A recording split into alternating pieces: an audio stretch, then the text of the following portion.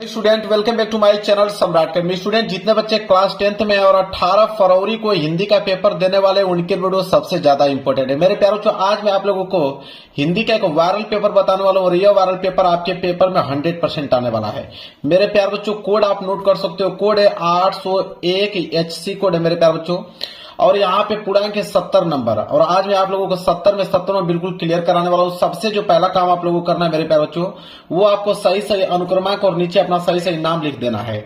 इस पेपर को हल करने के लिए आपके पास जो टाइम मिला हुआ है 3 घंटे 15 मिनट। 3 घंटे 15 मिनट के अंदर इस पेपर को सॉल्व करना होगा। जब आप नीचे पढ़ोगे तो नीचे आप लोगों को निर्देश देखने को मिलेगा। निर्देश पढ़ना बहुत ही ज्यादा कंपलसरी है। पहला निर्देश बोला इसने कि प्रारंभ के जो 15 मिनट हैं परीक्षार्थियों को प्रश्न पत्र पढ़ने के लिए निर्धारित है। कह रहा है कि 15 मिनट आपको टाइम मिलेगा इस पेपर को पढ़ने के लिए और 3 घंटे में इस पेपर को सॉल्व करना होगा। तो जब भी आपके पास ये पेपर आए तो आप अच्छे तरीके से एक बार अच्छे तरीके से पूरा का पूरा प्रश्न को पढ़ लीजिए 15 मिनट। इसके बाद आपके पास शेष टाइम रहेगा 3 घंटे। 3 घंटे में इस पेपर को सॉल्व करना होगा। तो अच्छे तरीके से आप लोग कीजिएगा, लेकिन एक बार जरूर से जरूर पेपर को पढ़ लीजिएगा। दूसरा है कि प्रश्न पत्र 2 खंडों में खंड अ तथा खंड ब में विभाजित है। यह पेपर जो है मेरे प्यारे जो 2 खंडों में बना हुआ है, एक तो खंड अ में, दूसरा खंड ब में। इसके बाद तीसरा निर्देश है कि प्रश्न पत्र के खंड अ में बहुविकल्पीय प्रश्न है, जिसमें सही विकल्प का चयन करके OMR शीट पर नीले अथवा काले बॉल पॉइंट पेन से सही विकल्प वाले गोले को पूर्ण रूप से काला करें। देखिए, ध्यान देने योग्य बातें हैं। कह रहा है कि खंड अ में बहुविकल्पीय प्रश्न है। कितने? 20 बहुविकल्पीय प्रश्न रहेंगे खंड अ में। उनका उत्तर आपको OMR शीट पे देना होगा। आप नीले पेन का यूज कर सकते हो या काले पेन का यूज कर सकते हो रंगने के लिए। पेन आपका सिर्फ बॉल पॉइंट पेन आपको लेके जाना है। जेल वाली पेन नहीं लेकर जाना है, न तो उसका इस्तेमाल करना है। पेन आप जब भी रंगेगे OMR शीट को तो हमेशा आपकी जो पेन होनी चाहिए बॉल पॉइंट पेन से ही आपको रंगना है, चाहे वो ब्लू हो चाहे वो आपकी ब्लैक हो। इसके बाद चौथा निर्देश है कि खंड अ में बहुविकल्पीय प्रश्न हेतु प्रत्येक प्रश्न के लिए 1 अंक निर्धारित है। कह रहा है कि जो 20 बहुविकल्पीय प्रश्न देगा बहुविकल्पीय का, तो बोला है कि एक प्रश्न 1 नंबर के लिए पूछा जाएगा। ओवरऑल अगर हम बात करें तो 20 बहुविकल्पीय प्रश्न 20 नंबर के लिए पूछेगा। इसके बाद आपका 5वां निर्देश है कि प्रश्न पत्र के खंड अ के प्रश्न हेतु 1 घंटा तथा खंड ब के प्रश्नों को हल करने हेतु 2 घंटे का समय निर्धारित है।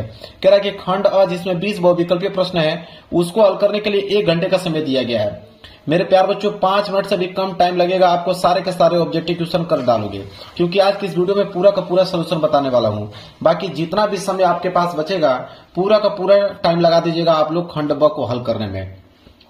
इसके बाद लास्ट निर्देश है मेरे प्यार बच्चों कि प्रत्येक प्रश्न के सम्मुख उनके निर्धारित अंक दिए गए हैं। मतलब कि हर एक प्रश्न के आगे लिखा हुआ मिलेगा कि वो प्रश्न 1 नंबर का है, कि 2 नंबर का है, 4 नंबर का है, कि 6 नंबर का है। जितना भी नंबर का कोई भी प्रश्न होगा उसके सामने लिखा हुआ मिलेगा। तो मेरे प्यार बच्चों, यह था निर्देश पूरा डिटेल में पढ़ के मैंने आप लोगों को बता दिया। पेपर आप लोगों का इधर से स्टार्ट हो रहा है, मैं पेपर आप लोगों को दिखाता हूँ। देखिए, पेपर आप लोगों का यहाँ से स्टार्ट है। सबसे पहले आया है खंड अ, और खंड अ में दिया हुआ है बहुविकल्पीय प्रश्न। देखिए, पहला प्रश्न कितना ज्यादा इंपोर्टेंट पूछा हुआ है और कई बार इस प्रश्न को मैं बता भी चुका हूं। कह रहा है कि शुक्ल युगीन लेखक है। मतलब 4 ऑप्शन आपको दिया हुआ है। शुक्ल युग के लेखक इन चारों ऑप्शन में से कौन है, यही बताना है। 1 नंबर के लिए प्रश्न है। तो शुक्ल युग के अगर लेखक की अगर हम बात करें तो वह है आप लोगों के माखनलाल चतुर्वेदी जी हैं। बी वाला ऑप्शन जो होगा बिल्कुल राइट आंसर हो जाएगा, पहले का बी। इसी प्रकार दूसरा प्रश्न देखिए क्या पूछा हुआ है कि गुनाहों का देवता रचना की विधा है। कहने का मतलब गुनाहों का देवता एक रचना है, किस विधा की रचना है यह बताना है आप लोगों को।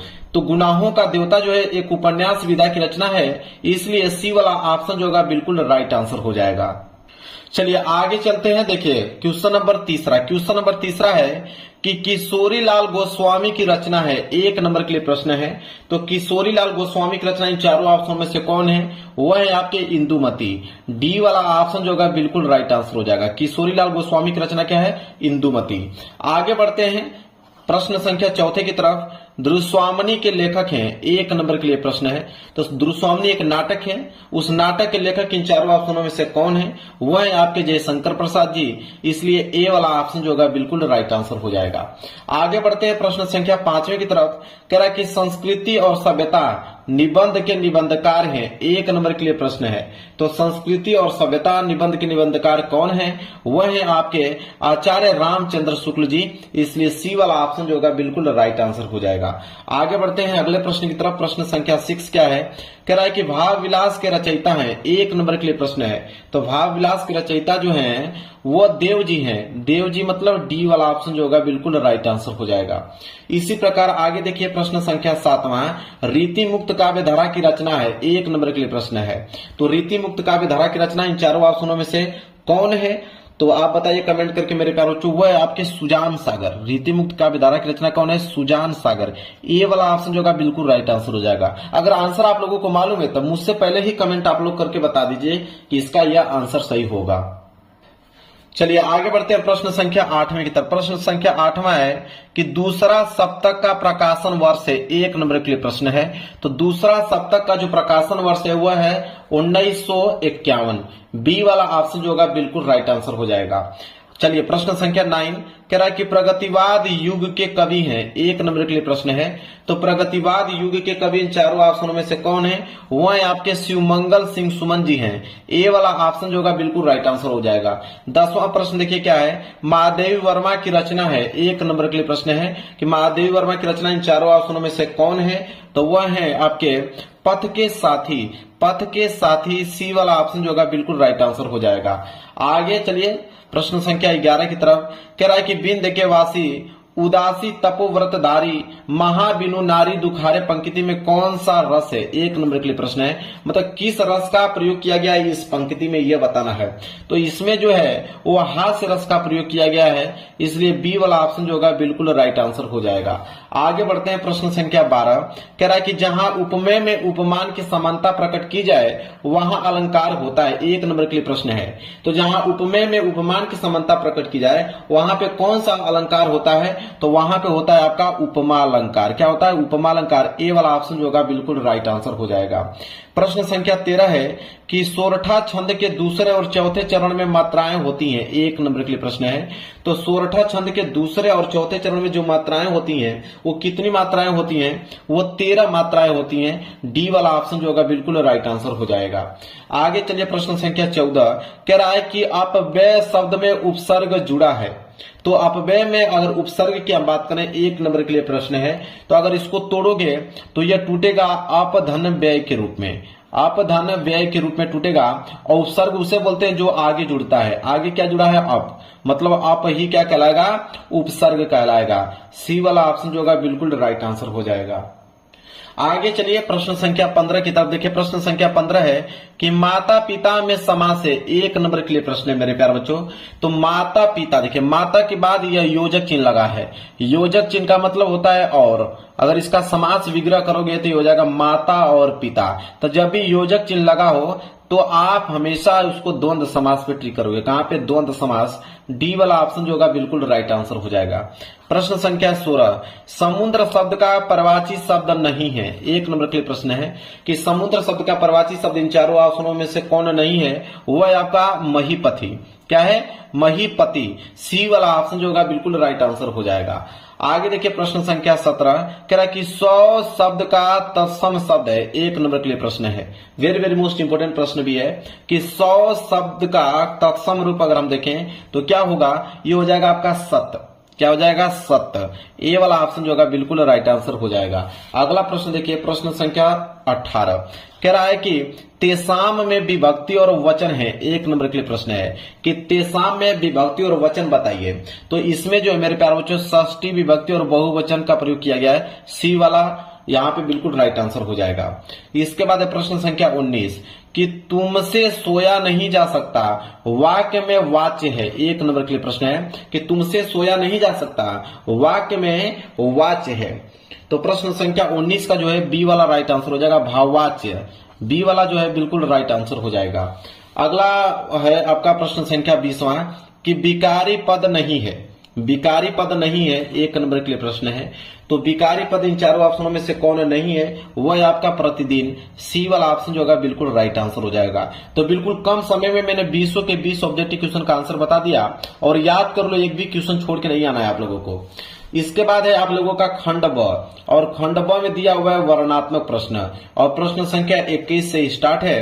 कह रहा है कि निम्नलिखित में से किसी एक गद्यांश पर आधारित सभी प्रश्न के उत्तर दीजिए। गद्यांश पूछा है और कितने नंबर के लिए, 6 नंबर के लिए, क्योंकि 3 प्रश्न है, 2-2 नंबर के हिसाब से 6 नंबर आपको मिलेगा। अब एक गद्यांश आ गया, गद्यांश 2 दिया है, एक क वाला दिया है और क वाला नहीं कर पाओगे तो अथवा करके ख वाला दिया है। दोनों में से कोई एक ही करना है। मैं तो आंसर आप लोगों को दोनों को बताने वाला हूं। तो पहले क वाला देखिए क्या है।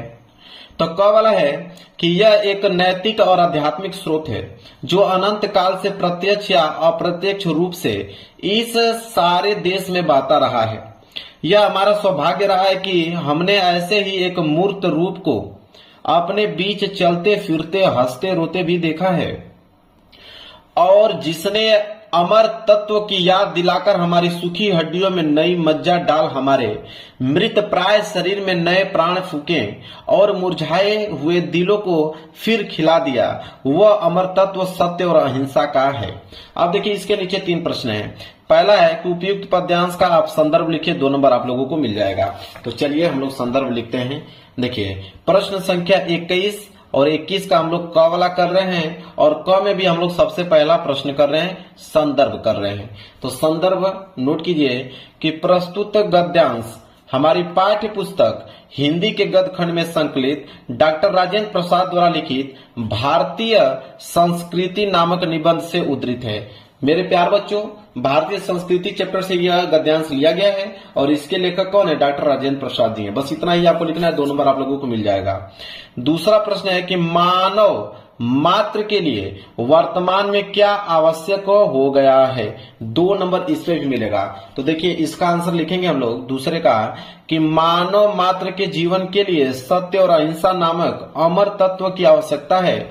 आज की बढ़ती हुई हिंसात्मक वृत्ति में इसकी प्रासंगिकता और भी बढ़ गई है। बस इतना लिखना है, 2 नंबर मिल जाएगा।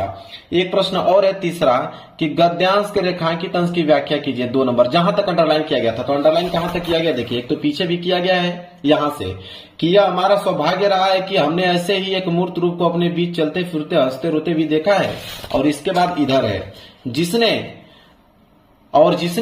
अमर तत्व की याद दिलाकर हमारी सूखी हड्डियों में नई मज्जा डाल हमारे मृत प्राय शरीर में नए प्राण फूके और मुरझाए हुए दिलों को फिर खिला दिया, वो अमर तत्व सत्य और अहिंसा का है। इसका हमें क्या करना है? जहां तक अंडरलाइन किया गया है उसका हमें व्याख्या बताना है। चलिए व्याख्या नोट कीजिए। तीसरे का लिखेंगे कि प्रस्तुत गद्यांश में लेखक यह बता रहे हैं कि हम बड़े ही भाग्यवान हैं कि इसी प्रकार के एक स्थूल रूप को महात्मा गांधी के रूप में हमने अपने बीच चलते फिरते और हंसते रोते हुए भी देखा है। इसी मूर्त रूप ने परतंत्रता के परिणाम स्वरूप सूख चुकी हुई हड्डियों को अमृत तत्वों की स्मृति दिलाकर नई मज्जा प्रदान की। मरे हुए से हमारी शरीर में प्राणों का संचार किया, निराश एवं मुरझाए हुए दिलों को प्राण दान देकर पुनः बिता दिया और उनमें नूतन ऊर्जा का संचार किया। उस मूर्त रूप ने जो अमर तत्व प्रदान किया वह सत्य और अहिंसा का है। बस 6 नंबर आप लोगों का पक्का हो गया। अगर ये प्रश्न नहीं करना चाहते हो तो अथवा करके आप लोगों के सामने दिया हुआ है ख वाला, तो क और ख दोनों में से कोई एक ही करना है। तो क मैंने बता दिया, अब ख वाला भी देख लो। ख वाला है कि ईर्ष्या से बचने का उपाय मानसिक अनुशासन है। जो व्यक्ति ईर्ष्यालु स्वभाव का है उसे फालतू बातों के बारे में सोचने की आदत छोड़ देनी चाहिए। उसे यह भी पता लगाना चाहिए कि जिस अभाव के कारण वह ईर्ष्यालु बन गया है उसकी पूर्ति का रचनात्मक तरीका क्या है।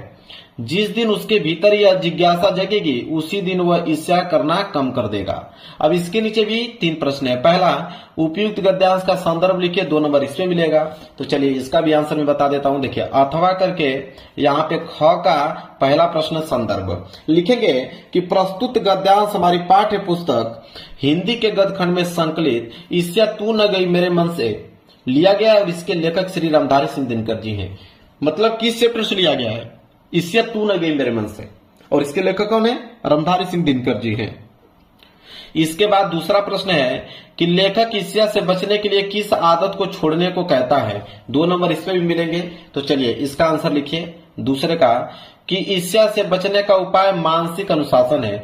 व्यक्ति को फालतू बातों के बारे में सोचने की आदत छोड़नी चाहिए और उसे यह पता लगाना चाहिए कि जिस अभाव के कारण वो ईर्ष्यालु बन गया है उसकी पूर्ति कैसे रचनात्मक रूप से की जा सकती है। बस इतना लाइन लिखना है। 2 नंबर यहां से क्या हो गया, बिल्कुल क्लियर हो गया। इसके बाद है तीसरा कि गद्यांश के रेखांकित अंश की व्याख्या कीजिए। 2 नंबर जहां तक अंडरलाइन किया गया है, तो अंडरलाइन यहां से किया गया है कि ईर्ष्या से बचने का उपाय मानसिक अनुशासन है। जो व्यक्ति ईर्ष्यालु स्वभाव का है उसे फालतू बातों के बारे में सोचने की आदत छोड़ देनी चाहिए। उसे यह भी पता लगाना चाहिए। यहां तक अंडरलाइन किया गया है, उसका हमें क्या करना है, व्याख्या बताना है। तो चलिए व्याख्या नोट कीजिए तीसरे का कि गद्यांश में यह बताया गया है कि ईर्ष्या से बचने का एकमात्र उपाय मानसिक अनुशासन है। व्यक्ति को अपने आदतों पर नियंत्रण रखना चाहिए और बेकार की बातों पर ध्यान देना बंद कर देना चाहिए। उसे यह समझना होगा कि जो कमी या अभाव उसके जीवन में, उसे कैसे सकारात्मक और रचनात्मक तरीकों से पूरा किया जा सकता है। जैसे ही व्यक्ति इस दिशा में सोचना शुरू करेगा, उसकी ईर्ष्या धीरे धीरे कम हो जाएगी। क्लियर है? उसका रेखांकित अंश का व्याख्या भी मैंने बता दिया। अब मैंने क और ख दोनों बता दिया। अब आपके ऊपर डिपेंड करता है कौन सा आपको आसान लगा है, कौन सा याद करके जाओगे, कौन सा एग्जाम में करके आओगे। अब प्रश्न संख्या 21 के बाद स्टार्ट होगा प्रश्न संख्या 22। प्रश्न संख्या 22 है कि निम्नलिखित में से किसी एक पद्यांश पर आधारित सभी प्रश्नों के उत्तर दीजिए। अब मेरे प्यारे जो पद्यांश आ गया, पद्यांश भी 6 नंबर के लिए ही पूछा जाता है, क्योंकि इसके नीचे भी 3 प्रश्न होते हैं, 2-2 नंबर के हिसाब से 6 नंबर मिलेगा। इसमें भी 2 ऑप्शन है, एक आपका क वाला है, क वाला नहीं कर पाओगे तो अथवा करके ख वाला कर सकते हो। तो पहले क वाला देखेंगे कि अविगत गति कछु कहत न आवे, जे गूंगे मीठे फल को रस अंतर्गत ही भावे। परम स्वाद सब ही सुनिरंतर, अमित तोष उपजाओ, मन बानी को अगम अगोचर सो जाने जो पावे। रूप रेख गुण जाति जुगति बिनु निरालंब कित धावे, सब विद अगम विचार ही ताते, सुर सगुन पद गावे। अब इसके नीचे भी 3 प्रश्न हैं। पहला उपयुक्त पद्यांश का संदर्भ लिखिए 2 नंबर। तो 22 का क, चलिए देखिए 22 का क का पहला प्रश्न, ठीक है, लिखेंगे कि हमारी पाठ्य पुस्तक हिंदी के काव्यखंड में संकलित पद शीर्षक से उद्धृत है, जो महाकवि सूरदास द्वारा रचित सुरसागर महाकाव्य से लिया गया है। तो सुरसागर महाकाव्य से लिया गया है और इसके रचयिता कौन है, महाकवि सूरदास जी हैं। बस इतना पॉइंट आपको लिखना है। दूसरा प्रश्न है कि अगम अगोचर से क्या तात्पर्य है, 2 नंबर इस पे भी मिलेगा। चलिए नोट कीजिए, इसका आंसर क्या होगा। इसका आंसर होगा कि निर्गुण भक्ति को मन और वाणी से जाना नहीं जा सकता, वह इंद्रियों से परे है। निर्गुण भक्ति को वही जानता है जो उसे प्राप्त करता है। चलिए एक प्रश्न और है, पद्यांश के रेखांकित अंश की व्याख्या कीजिए 2 नंबर। जहां तक अंडरलाइन किया गया है कि अविगत गति कुछ कहत न आवे, जे गूंगे मीठ फल को रस अंतर्गत ही भावे। इसका हमें व्याख्या बताना है। व्याख्या नोट कीजिए तीसरे का, लेकिन ये सूरदास जी कह रहे हैं कि निर्गुण ईश्वर के स्वभाव के बारे में कुछ कहा नहीं जा सकता। निर्गुण भक्ति वैसे ही है जैसे गूंगे व्यक्ति को मीठा फल मन ही मन खूब अच्छा लगता है, वह उसका अत्यधिक स्वाद निरंतर लेता है, उसे असीमित संतोष भी प्राप्त होता है, लेकिन वह दूसरे को बता नहीं सकता। यह उस रेखांकित अंश का क्या हो गया, व्याख्या हो गया। चलिए ये तो क वाला था। अगर ये वाला नहीं करना चाहते हो तो अथवा करके ख वाला भी दिया है, उसको आप कर सकते हो। चलिए देखिए, अगर ये नहीं कर पाओगे तो अथवा करके पीछे आपका ख वाला दिया है, ये वाला कर लेना। ख वाला क्या है उसको देखिए, कह रहा है कि चल अंचल में झरझर झरते, पथ में जुगनू के स्वर्ण फूल, दीपक से देता बार बार तेरा उज्जवल चितवन विलास, रूपसी तेरा घन केश पास। अब इसके नीचे 3 प्रश्न है। पहला है उपयुक्त पद्यांश का संदर्भ लिखिए, 2 नंबर इस पे मिलेगा। तो चलिए इसका आप संदर्भ लिखिए। चलिए तो मेरे प्यारे बच्चों, इसका मैं सलूशन लिख के नहीं लेकर आया हूं। मैं इसलिए नहीं लिखा हूं क्योंकि मैं इसको होमवर्क देने वाला था, तो इसको आपको होमवर्क लिखना है। तो संदर्भ का यहाँ पे संदर्भ लिख लेना इस पद्यांश का। दूसरा रेखांकित अंश की व्याख्या कीजिए, जहां तक अंडरलाइन किया गया है इसका आपको व्याख्या बताना, 2 नंबर इसमें मिलेगा। उपयुक्त पद्यांश में उपयुक्त रस और अलंकार का नाम लिखे, किस रस का और किस अलंकार का प्रयोग किया गया है, यह मैं आप लोगों को देता हूं HW, यह मैं देता हूं आप लोगों को होमवर्क। क्लियर है, ईमानदारी से आप लोग कर लीजिएगा। इसके बाद प्रश्न संख्या 23, ठीक है। प्रश्न संख्या 23 है कि दिए गए संस्कृत गद्यांश में से किसी एक का संदर्भ सहित हिंदी में अनुवाद कीजिए। अब ये संस्कृत का गद्यांश आ गया, कितने नंबर के लिए, 5 नंबर के लिए आ गया। 2 नंबर तो संदर्भ, 3 नंबर हिंदी अनुवाद पे मिलता है। चलिए देखते हैं। तो यहाँ पे भी दो ऑप्शन है, क वाला है, क वाला नहीं कर पाओगे तो अथवा करके नीचे आपको ख वाला दिया गया है। दोनों में से कोई एक ही करना है। तो पहले क वाला देख लो, विश्वस्य अस्त्रता ईश्वर वाला, यहां से लेके यहां तक है। इसका आपको संदर्भ सहित हिंदी में अनुवाद कीजिए, 5 नंबर ले जाइए। तो 23 का क, तो नोट कीजिए 23 का क का संदर्भ इधर नीचे आपका हिंदी अनुवाद 5 नंबर हो जाएगा। तो संदर्भ लिखिए कि प्रस्तुत संस्कृत गद्यांश हमारी पाठ्य पुस्तक हिंदी के संस्कृत खंड में संकलित भारतीय संस्कृति पाठ से उद्धृत है। मतलब भारतीय संस्कृति पाठ से लिया गया है यह संस्कृत का गद्यांश। हिंदी अनुवाद, अगर इसका हम अनुवाद देखें हिंदी में तो क्या होगा कि ईश्वर ब्रह्मांड का निर्माता एक है और इस प्रकार भारतीय संस्कृति की जड़ है। विभिन्न धर्मों के लोग एक ही ईश्वर की अलग अलग नामों से पूजा करते हैं। अग्नि, इंद्र, कृष्ण, करीम, राम, रहीम, जिन्न, बुद्ध, क्राइस्ट, अल्लाह आदि एक ही परमात्मा के नाम है। उसी ईश्वर को लोग गुरु भी मानते हैं। अतः सभी मतों के समानता एवं सम्मान ही हमारी संस्कृति का संदेश है। उसका हो गया हिंदी अनुवाद। अगर ये नहीं करना चाहते हो तो नीचे वाला कर लेना, एकदा बहव जना वाला, यहां से लेकर यहां तक है। इसका भी आपको संदर्भ सहित हिंदी में अनुवाद ही करना है। चलिए यहाँ पे इसका मैं सोल्यूशन बता देता हूं, अथवा का ख वाला। इसमें भी देखिए एक संदर्भ है, हिंदी अनुवाद है। संदर्भ में 2 नंबर, हिंदी अनुवाद में 3 नंबर। तो चलिए 2 नंबर पहले पक्का कीजिए संदर्भ से कि प्रस्तुत गद्यांश हमारी पाठ्य पुस्तक हिंदी के संस्कृत खंड में संकलित प्रभुत्व ग्रामीण नामक पाठ से लिया गया है। मतलब प्रभुत्व ग्रामीण चैप्टर से लिया गया है। और इसका हिंदी अनुवाद की अगर हम बात करें तो इसका हिंदी अनुवाद क्या होगा कि एक बार कई लोग रेलगाड़ी पर सवार होकर नगर की ओर जा रहे थे। उनमें से कुछ ग्रामीण थे और कुछ शहरी लोग। सभी चुपचाप बैठे थे। तभी एक शहरी व्यक्ति ग्रामीणों का उपहास करते हुए बोला, ग्रामीण आज भी पहले की तरह अशिक्षित और अज्ञानी हैं। उनका कोई विकास नहीं हुआ है और नहीं हो सकता है।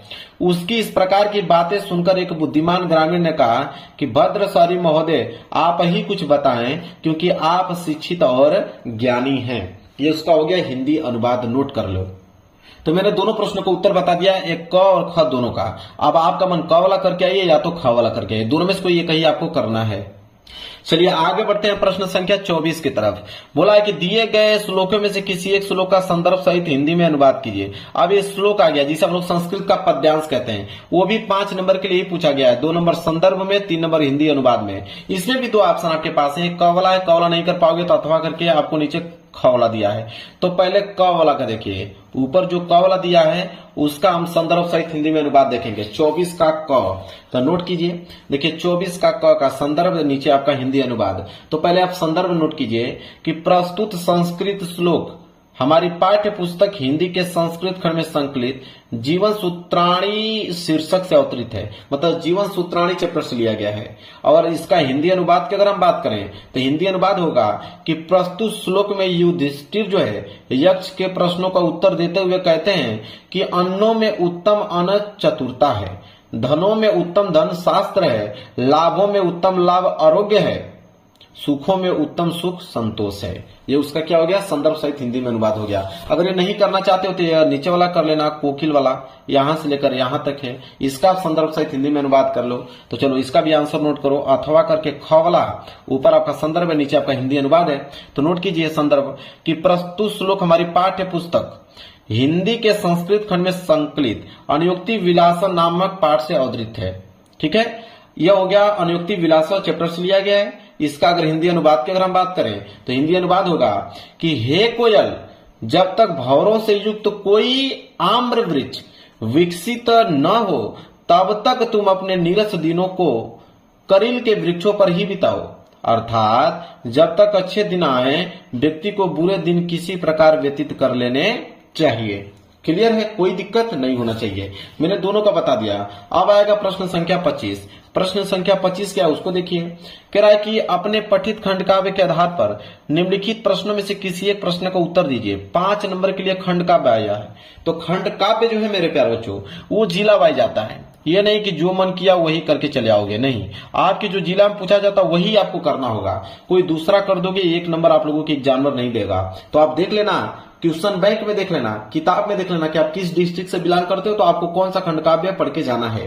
खंड काव्य बहुत सारे हैं। मुक्ति दूत है, यहाँ पे नीचे देखिए कर्ण दिया गया है, तुमूल दिया गया है, करमवीर दिया गया है, ज्योति जवाहर दिया गया है, अग्र पूजा दिया गया है, इसके बाद यहाँ पे जय सुभाष दिया गया है, मातृभूमि दिया हुआ है, मेवाड़ मुकुट दिया गया है। इतने सारे हैं, लेकिन आपको वही करना है जो आपके डिस्ट्रिक्ट में पूछा जाता है, तभी जाके 3 नंबर मिलेगा। अब आएंगे प्रश्न संख्या 26 का क, कि निम्नलिखित लेखकों में से किसी एक का जीवन परिचय देते हुए उनके एक प्रमुख रचना का उल्लेख कीजिए। अब जीवन परिचय 5 नंबर के लिए पूछता है। कवि का जीवन परिचय है, 2 नंबर रचना पे, 3 नंबर जीवन परिचय पे। आपके पास ऑप्शन है डॉक्टर राजेंद्र प्रसाद जी का, आचार्य रामचंद्र शुक्ल जी का, भगवत शरण उपाध्याय जी का। इन तीनों लोगों में से किसी एक का जीवन परिचय लिखना है। तो जीवन परिचय तो सारे विद्यार्थियों को याद होगा, मुझे बताने की जरूरत नहीं है, फिर भी मैं दूंगा आप लोगों को कि बोर्ड एग्जाम के कॉपी में आपको जीवन परिचय कैसे लिखना है। मैं आप लोगों को बताऊंगा कि बोर्ड एग्जाम की कॉपी में आप लिखोगे कैसे। तो मैं यहाँ पे आचार्य रामचंद्र शुक्ल जी का बता देता हूं, ताकि कम समय में आप अच्छे तरीके से उनको याद कर पाओ, 5 नंबर आपका क्लियर हो पाए। देखिए ऐसे लिखोगे तो आपको पूरा का पूरा नंबर मिलेगा। प्रश्न उत्तर संख्या 26 का क, आचार्य रामचंद्र शुक्ल जी। ठीक है, पहले आप यहाँ पे कोने में आप संक्षिप्त परिचय लिखे। संक्षिप्त परिचय में आप जन्म लिख दें 1884, जन्म स्थान लिख दें अगोना बस्ती उत्तर प्रदेश, पिता का नाम लिख दीजिए चंद्रबली शुक्ल, मृत्यु लिख दीजिए 2 फरवरी 1941 ईस्वी, रचनाएं लिख दीजिए चिंतामणि रस मीमांसा। इसके बाद यहां से लिखना प्रारंभ आप करें। जीवन परिचय ब्लैक पेन से हेडिंग डालने के बाद लिखें कि हिंदी के प्रतिभा संपन्न साहित्यकार आचार्य रामचंद्र शुक्ल का जन्म सन 1884 ईस्वी में बस्ती जिले के आगोना नामक ग्राम में हुआ था। इनके पिता चंद्रबली शुक्ल मिर्जापुर में कानूनज्ञ थे। इनकी माता अत्यंत विदुषी और अधार्मिक थीं। इनकी प्रारंभिक शिक्षा दीक्षा अपने पिता के पास जिले की राठ तहसील में हुई और इन्होंने मिशन स्कूल से 10वीं की परीक्षा उत्तीर्ण की। गणित में कमजोर होने के कारण यह आगे नहीं पढ़ सके। इन्होंने इंटरमीडिएट की शिक्षा इलाहाबाद से ली थी, किंतु परीक्षा से पूर्व ही विद्यालय छूट गया। इसके पश्चात उन्होंने मिर्जापुर के न्यायालय में नौकरी आरंभ कर दी। यह नौकरी इनके स्वभाव के अनुकूल नहीं थी। इसके बाद इधर लिखिए कि अतः यह मिर्जापुर के मिशन स्कूल में चित्रकला के अध्यापक हो गए। अध्यापक का कार्य करते हुए उन्होंने अनेक कहानियां, कविता, निबंध, नाटक आदि की रचना की। कुछ समय पश्चात इनकी नियुक्ति काशी हिंदू विश्वविद्यालय में हिंदी विभाग के प्राथमिक के रूप में हो गई और श्याम सुंदर दास के अवकाश प्राप्त करने के बाद यह हिंदी विभाग के अध्यक्ष भी हो गए। स्वाभिमानी और गंभीर प्रकृति का यह दिग्गज साहित्यकार 2 फरवरी सन 1941 ईस्वी को स्वर्गवास हो गया। प्रमुख रचनाएं चिंतामणि भाग 1 व भाग 2, त्रिवेणी, सूरदास, विचार भी थी। इनकी महत्वपूर्ण रचनाएं और एक कॉपी चेक भी की गई है, 5 नंबर मिल गया। इस जीवन परिचय पे ऐसे लिखना है, मैं खुद लिख के दिखा भी दिया आप लोगों को। इसके बाद 26 का ख वाला प्रश्न है कि निम्नलिखित कवियों में से किसी एक कवि का जीवन परिचय देते हुए उनके एक प्रमुख रचना का उल्लेख कीजिए। अब कवि का जीवन परिचय आ गया, कितने नंबर के लिए? 5 नंबर के लिए। सेम वही चीजें हैं, 2 नंबर रचना पे, 3 नंबर हिंदी अनुवाद पे। यहाँ पे सूरदास जी, मैथिली शरण गुप्त जी, महादेवी वर्मा जी, इन तीनों लोगों में से किसी एक का जीवन परिचय लिखना है। मैं सूरदास जी का लिख के आप लोगों को बता देता हूँ, ठीक है, कि सूरदास जी का आप कैसे लिखोगे। मैं यहाँ पे लिख के यहाँ पे दिखा भी देता हूँ कैसे 5 नंबर मिला हुआ है, ताकि आप अच्छे तरीके से जान जाओ। देखिए प्रश्न उत्तर संख्या 26 का ख, महाकवि सूरदास। हेडिंग डाल लीजिएगा, लिखिएगा संक्षिप्त परिचय में जन्म सन 1478 ईस्वी, जन्म स्थान रूनकता, पिता का नाम पंडित रामदास शाश्वत, मृत्यु सन 1583, रचना सूरसागर साहित्य लहरी। लिखोगे जीवन परिचय। हेडिंग डालने के बाद सूरदास का जन्म रूनकता नामक ग्राम में 1478 ईस्वी में पंडित रामदास जी के घर पर हुआ था। कुछ विद्वान सिही नामक स्थान को सूरदास का जन्म स्थान मानते हैं। सूरदास जन्म से अंधे थे या नहीं, इस संबंध में भी विद्वानों में मतभेद है। सूरदास जी एक बार बल्लभाचार्य जी के दर्शन के लिए मथुरा के गौ घाट आए और उन्हें स्वरचित एक पद गाकर सुनाया। बल्लभाचार्य ने तभी उन्हें अपना शिष्य बना लिया। बल्लभाचार्य ने उन्हें श्रीनाथ मंदिर का कीर्तन भार सौंप दिया, तभी वह मंदिर उनका निवास स्थान बन गया। सूरदास जी विवाहित थे तथा विरक्त होने से पहले यह अपने परिवार के साथ ही रहते थे। इसके बाद इधर लिखिएगा कि बाद में अपने गुरु के कहने पर कृष्ण लीला का गान करने लगे। सूरदास की मृत्यु 1583 ईस्वी में गोवर्धन के पास स्थित पाछौली नामक ग्राम में हुआ था। प्रमुख रचनाएं सूरसागर, सूरसरावली, साहित्य लहरी। ऐसे आप लोगों को मेरे प्यार बच्चों लिखना है। चलिए अब आएंगे प्रश्न संख्या 27 की तरफ। प्रश्न संख्या 27 है कि अपने पाठ्य पुस्तक में से संस्कृत खंड के पाठ्य वस्तु से कंठस्थ को एक श्लोक लिखिए जो इस प्रश्न पत्र में न आया हो।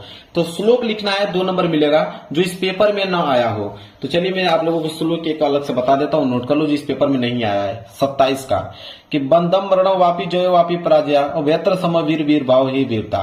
यह 2 लाइन का पोयम है, लिख लीजिए, जो इस पेपर में भी नहीं आया है। 2 नंबर लिखोगे तो मिल भी जाएगा आप लोगों को। चलिए आगे बढ़ेंगे प्रश्न संख्या 28।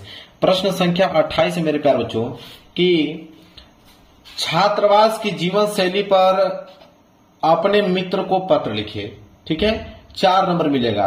तो छात्रावास की जीवन शैली विषय पर अपने मित्र को पत्र लिखिए। अगर ये प्रश्न नहीं आएगा तो अथवा करके आप एक और लिख सकते हो। तो मैं आंसर दोनों को बताता हूं, पहले ये देख लीजिए कि छात्रावास की जीवन शैली विषय पर अपने मित्र को पत्र आप कैसे लिखोगे। सबसे पहले मेरे प्यार बच्चों प्रश्न संख्या 28 का उत्तर आप दिनांक लिखें। दिनांक लिखने के बाद लिखिए प्रिय मित्र भुवन, जो भी अपने मित्र का नाम है यहाँ पे मित्र का नाम मेंशन कर लीजिए। फिर लिखिए कि आशा है कि तुम स्वस्थ और सकुल होगे, तुम स्वस्थ और सकुशल हो गए। मैं अपने छात्रावास जीवन का आनंद ले रहा हूं। इस पत्र के द्वारा मैं तुम्हें अपने छात्रावास जीवन के बारे में बताना चाहता हूं कि छात्रावास की जिंदगी नियमों और अनुशासन पर चलती है। यहाँ प्रत्येक काम एक समय निश्चित होता है और हमें उसी के अनुसार चलना होता है। समय पर काम करने से समय निष्ठ हो जाता है और हमें समय पर काम करने की आदत बन जाती है। यहाँ बच्चों के स्वास्थ्य की विशेष ध्यान रखा जाता है, इसलिए सुबह की शुरुआत व्यायाम से होती है। खुली हवा में टहलना और व्यायाम करना बहुत अच्छा लगता है। व्यायाम के बाद हम सभी छात्र दैनिक क्रिया से निपटकर स्कूल जाने के लिए तैयार होते हैं। तभी नाश्ता करने का सायरन बज जाता है। एक जैसे परिधान में बच्चों का एक साथ चलना अच्छा लगता है। उसके बाद सभी बच्चे अपने अपनी कक्षाओं में जाते हैं और दोपहर 1:30 बजे भोजन करने जाते हैं। शाम को खेलने के बाद हमारी रेमेडियल क्लास होती है और 8 बजे रात का खाना खाकर हम सभी स्वाध्ययन करते हैं और 11 बजे सोने का अलार्म बजते ही सभी बच्चों की काउंटिंग होती है और उसके बाद हम नींद के आगोश में चले जाते हैं। यहाँ हम एक नियम में बनकर काम करते हैं, लेकिन फिर भी मजा आता है। जीवन को नए अंदाज में जीने का मजा ही कुछ और है। अपने छात्रावास की शेष बातें फिर भी सुनाऊंगा। अभी मेरे खेलने का समय हो रहा है। घर में सभी सदस्यों को मेरा अभिवादन करना, तुम्हारा मित्र रुपेश। चलिए अगर वो प्रश्न नहीं करना चाहते हो तो ये वाला कर लेना कि विद्यालय में खेल कूद की सामग्री की ओर ध्यान दिलाते हुए प्रधानाचार्य को एक प्रार्थना पत्र लिखिए। ये वाला कर लेना। चलिए इसको कैसे लिखोगे, देखिए अथवा वाला का उत्तर बता रहा हूं। सबसे पहले आप सेवा में लिखें, कामा लगाइए, प्रधानाचार्य जी, फिर कामा लगाइए। स्कूल का नाम लिख दीजिए कि स्कूल ऑफ एक्सीलेंस रायसेन, जहां पे एड्रेस है मध्य प्रदेश में, उत्तर प्रदेश में, वहां लिख दीजिएगा। इसके बाद विषय लिखिएगा, किसके बारे में आप ये पत्र लिख रहे हो, तो खेल कूद सामग्री की समुचित व्यवस्था करने हेतु ये पत्र लिख रहा हूं। लिखेंगे कि महोदय नम्र निवेदन है कि हमारे विद्यालय में वैसे तो खेल कूद के कई सामान उपलब्ध हैं, पर क्रिकेट जो है खेल से संबंधित कुछ सामानों की जरूरत है। हमारे सभी साथी कई खेलों में अपने विद्यालय का नाम रोशन कर चुके हैं, किंतु क्रिकेट में हमारा विद्यालय कभी भी कोई स्थान अर्जित नहीं कर पाया है। अतः आपसे अनुरोध है कि इस ओर तत्काल ध्यान दें और खेलकूद विभाग को खेलने की पर्याप्त सामान उपलब्ध कराने की दिशा में उचित कार्य करने के लिए आदेशित करें। हम सभी छात्र आपके आभारी रहेंगे। धन्यवाद। आज्ञाकारी शिष्य विराट कोहली। तो यहाँ विराट कोहली आपको नहीं लिखना है, यहाँ पे क ख ग घ लिख दीजिएगा। अपना नाम मेंशन नहीं करना, बस इतना याद रखिएगा। और 10वीं और अपना क्लास लिख दीजिएगा। इसके बाद आएगा प्रश्न संख्या 29। प्रश्न संख्या 29 है कि निम्नलिखित में से किन्हीं 2 प्रश्न के उत्तर संस्कृत में दीजिए, 2 नंबर आप लोगों को मिलेगा। तो यहाँ पे पहला, दूसरा, तीसरा, चौथा 4 प्रश्न दिया गया है। इन चारों प्रश्नों में से किसी 2 ही प्रश्नों को उत्तर आप लोगों को देना है। तो मैं एक पहले वाला का बता देता हूँ, एक दूसरे वाला का बता देता हूँ, 2 नंबर आपके क्लियर हो जाएंगे। चलिए नोट कीजिए। तो 29 का पहला प्रश्न है कि श्वेत केतु क आसित, इसका उत्तर होगा श्वेत केतु ऋषि आसित। दूसरे है पुरुराज केनस युद्धतम अक्रोध, तो लिखोगे पुरुराज अल्लेक्षणेन्द्र स युद्धम अक्रोज। ठीक है, यहाँ पे 2 प्रश्न का उत्तर मैंने बता दिया, 2 नंबर यहाँ से आपके क्लियर हो गए। चलिए अब इस पेपर का लास्ट प्रश्न देखते हैं, प्रश्न संख्या 30 कि निम्नलिखित विषयों में से किसी एक विषय पर निबंध लिखिए, 7 नंबर मिलेगा कि जीवन में विज्ञान का क्या महत्व है। भारत में आतंकवाद की समस्या और समाधान बताइए, छात्र और अनुशासन, बढ़ती जनसंख्या। अब आपका मन इनमें से कोई किसी विषय पर आप निबंध लिख सकते हो, जो भी आपको याद होगा। मैं फिलहाल के लिए बता देता हूं विज्ञान और मानव जीवन पर, ठीक है। विज्ञान और मानव जीवन पे बता देता हूं कि जीवन में विज्ञान का क्या महत्व है, इसमें मैं बताने वाला हूं। आप नोट कर लो और आपका मन जो भी आप करना चाहते हो। तो सबसे पहले यहाँ पे हेडिंग डालोगे कि विज्ञान और मानव जीवन, रूपरेखा हेडिंग बनाकर आप हेडिंग डालोगे कि प्रस्तावना विज्ञान के क्षेत्र में, चिकित्सा के क्षेत्र में, मनोरंजन के क्षेत्र में, शिक्षा के क्षेत्र में, कंप्यूटर के क्षेत्र में, उद्योग के क्षेत्र में। फिर तीसरी हेडिंग रहेगी विज्ञान के लाभ क्या है, विज्ञान की हानियां क्या है, फिर उपसंहार। बस इतना ही हेडिंग मेंशन करके आपको लिखना है। तो देखिए कैसे लिखोगे। चलिए पहली हेडिंग आप नोट कीजिए, प्रस्तावना। प्रस्तावना लिखिए कि वर्तमान में बढ़ते विकास के साथ विभिन्न क्षेत्रों में विज्ञान का महत्व भी बढ़ता जा रहा है। विभिन्न क्षेत्रों में विज्ञान की उन्नति की है। विज्ञान की भावी पीढ़ी की आवश्यकता बढ़ती है। वर्तमान में विज्ञान के विकास से मानव को कई क्षेत्रों में लाभ मिलता है। विज्ञान के विकास व बढ़ते उपयोग में मनुष्य की कई गतिविधियों का आसान बनाता है। विभिन्न यंत्रों की सहायता से मनुष्य अपने समय में भी बचत करता है। यह प्रस्तावना हो गया। अगर इससे भी सरल प्रस्तावना आप जानते हो तो आप लिख लीजिएगा, कोई दिक्कत नहीं है। दूसरा है कि विभिन्न क्षेत्रों में विज्ञान, जैसे चिकित्सा के क्षेत्र में लिखेंगे कि चिकित्सा के क्षेत्र में विज्ञान एक अभूतपूर्व क्रांति ला दी है। कई चिकित्सा हमारे उपकरणों के विकास व दवाइयों की खोज से कैंसर, ट्यूमर जैसी खतरनाक बीमारियों का भी वर्तमान में इलाज संभव हो गया है। विज्ञान के विकास से चिकित्सा के क्षेत्र में काफी लाभ मिला है। मनुष्य की आयु में भी क्या हुई है, वृद्धि हुई है। फिर मनोरंजन के क्षेत्र में थोड़ा सा आप लिख दीजिएगा कि विज्ञान ने मनोरंजन के क्षेत्र में भी विकास किया है। जैसे टीवी, मोबाइल, रेडियो, ऐसे कई उपकरण हैं जो मनोरंजन के साधन है। इनकी सहायता से व्यक्ति तनाव में प्रसन्नता का क्या करता है, अनुभव करता है।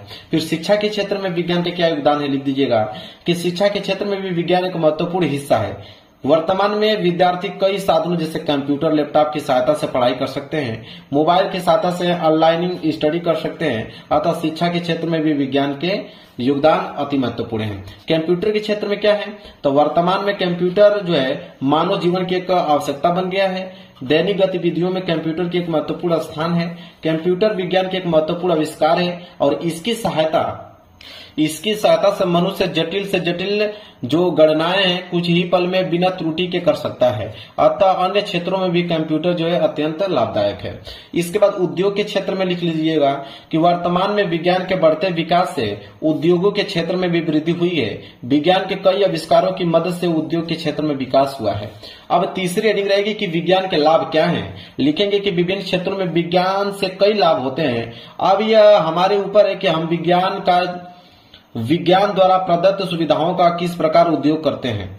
यदि हम विज्ञान का सदुपयोग करेंगे तो निश्चित ही हर क्षेत्र में विकास करेंगे। वर्तमान समय में विज्ञान के आविष्कारों की वजह से हर क्षेत्र में अभूतपूर्व विकास हो रहा है। अब लिखेंगे विज्ञान से हानियां क्या है। लिखेंगे हर चीज के दो पहलू होते हैं, उसी प्रकार विज्ञान से लाभ के साथ साथ हानियां भी हैं। विज्ञान की मदद परमाणु बम, हाइड्रोजन बम, विस्फोटक यंत्र बनाए गए हैं। जब भी इनका प्रयोग होगा मानव जाति को बहुत क्षति होगी। यह सभी के लिए हानिकारक होगा। यह हमारे ऊपर है कि हम विज्ञान के आविष्कारों का किस क्षेत्र में किस प्रकार से उपयोग करते हैं।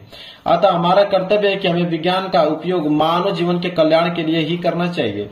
किसी ने सच ही है कि यदि हम विज्ञान का उपयोग मानव जीवन के कल्याण के लिए करेंगे तो लाभदायक होगा और दुरुपयोग के लिए करेंगे तो यह हमारे लिए भी हानिकारक होगा। अब लास्ट हेडिंग लिख दीजिएगा उपसंहार। उपसंहार में लिखेगा कि यह तो हमें जीवन में विज्ञान का सदुपयोग मानव जीवन के कल्याण के लिए ही करना चाहिए। यदि हम सबके लिए अच्छा रहेगा, विज्ञान के आविष्कारों से समय की बचत भी होगी। अतः इस समय का उपयोग भी हमें देश के विकास के लिए करना चाहिए। यदि हम विज्ञान के सदुपयोग करते हैं तो यह हमारे लिए एक वरदान ही है। क्लियर है। अब आपको जो आसान लगा होगा उसको याद कर लीजिएगा मेरे प्यारे बच्चों, जो आपको लगेगा। ये नहीं कि जो मैं बताया हूं उसी को आप याद करके जाइएगा। इसमें से जो आपको आसान लगा होगा इन चारों में से आप किसी का कर लीजिएगा।